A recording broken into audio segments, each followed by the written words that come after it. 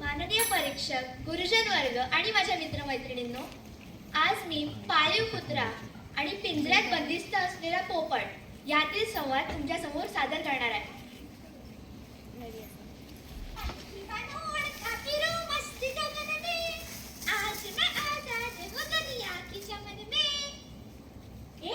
वेडबीड लागल्या काय तुला? काय तर म्हणे अरे गगन कसलं, या पिंजऱ्यात बंदिस्त आहेस तू. तू बस माझ्यावर. तुझं काय छान चाललंय. घरभर धावायचं, अथर्वसोबत खेळायचं, पोटभर जेवायचं आणि त्या मौस रात्री झोपायचं. तुला काय करणार माझं दुःख? हो का? मग तुला तरी कुठला असा मोठा डोंगर फोडायला लागतोय रे? ह्या पिंजऱ्यात सगळं ऐकून मिळतच येते. काय करू अशा सगळ्याला? गोड फळे, पोळी, हिरवी मिरची सारं काही खायला मिळतंय. माझे मोठं ग्रुप पाहून सगळे आनंदी होतात. आता तर काय, घरात त्यांनी शिकवल्याप्रमाणे मी बोलायलाही शिकलो. हे खरंय की घरात काय सर्वांना मी प्रिय आहे, पण अशा प्रेमाला काय म्हणणार जिथे स्वातंत्र्याचे वारेच नाही. मी किती सुखात होतो. निसर्गरम्य जंगलातील एका झाडावरील डोलीत माझा जन्म झाला होता. पुढे माझ्या पंखात बळ आल्यावर मी माझ्या आई वडिलांसोबत जंगलातील स्वच्छ हवेत विहार करू लागलो. कधी ह्या झाडावर तर कधी त्या झाडावर. मी छान खेळायचो, गाणी गायचो, ताजी फळं खायचो. मी माझे पंख पसरून आकाशात अशी काही भरारी घ्यायचो की जणू मीच इथला राजा. पण एके दिवशी मी उडत उडत जंगलाच्या बाहेर आलो. तिथे जमिनीवर मला काही दाणे दिसले. मी खाली येऊन ते दाणे टिपू लागलो तेव्हा माझा पाय एका जाळ्यात अडकला आणि एका क्रूर शिकाऱ्याने मला बंदिस्त केले. पुढे काही दिवसांनी त्याने मला आपल्या मालकाला विकले. मालकाने मला पिंजऱ्यात बंद करून जणू काही माझे अस्तित्वच संपवले.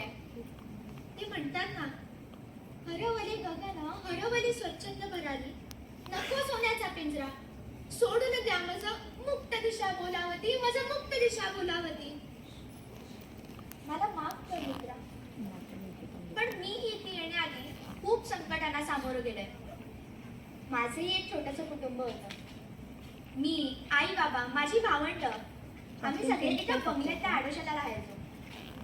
त्या बंगल्यात ती छोटी मुलगी रोज आम्हाला खाऊ द्यायची, आमच्याशी खेळायची. पण तिच्या आईला काही पटायचं नाही. एके दिवशी त्या कजात बाईने आम्हा सर्व पिल्लांना उचलून त्या बंगल्यापासून लांब फेकून दिलं. काय करायचं, कुठे जायचं काहीच कळत नव्हतं. त्यात पावसाचे दिवस, आमचे खाण्याचे राहण्याचे सगळेच मान्य झाले होते.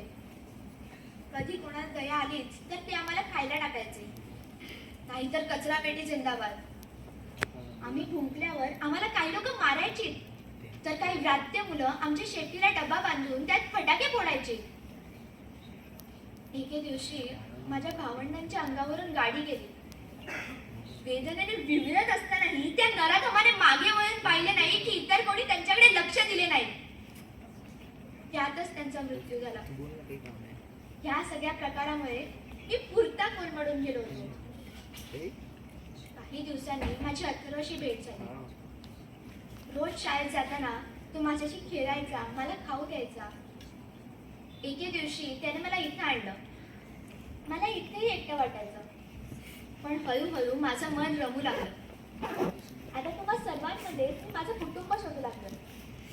पण मनाच्या कोपऱ्यात कुठेतरी मला माझ्या कुटुंबाची आठवण येतेच रे. असो, आता हेच आपल्या सर्वांचं म्हणाले. मला ना संपूर्ण मानवजातीला सांगावंसं वाटतं की स्वाभिमानाने जगा. 4 दाण्याच्या मोहापायी कोणाच्या पिंजऱ्यात कैद होऊन मिठू मिठू बोलू नका. खरंय, त्यांनी ना प्रामाणिकपणा सोडला तर बाकी आमचा कुठलाही आदर्श घेऊ नये. पण यांचं उलटच चाललंय. आम्हाला लाजवे अशी कृत्य हल्ल्या मानवजातीकडनं होत आहे. अरे भाकर तुकडा टाकायची ऐपत नसेल तर किमान मुक्या जनावरांना त्रास तरी देऊ नका. कारण आम्हाला बोलता येत नसलं तरी भावना आहेतच की. हो ना. आणि अरे थांब थांब, दार उघडण्याचा आवाज येतोय. बहुतेकपणे मालक आणि अथर्व आला वाटतं. चला आपापल्या कॅरेक्टर मध्ये घुसा. मला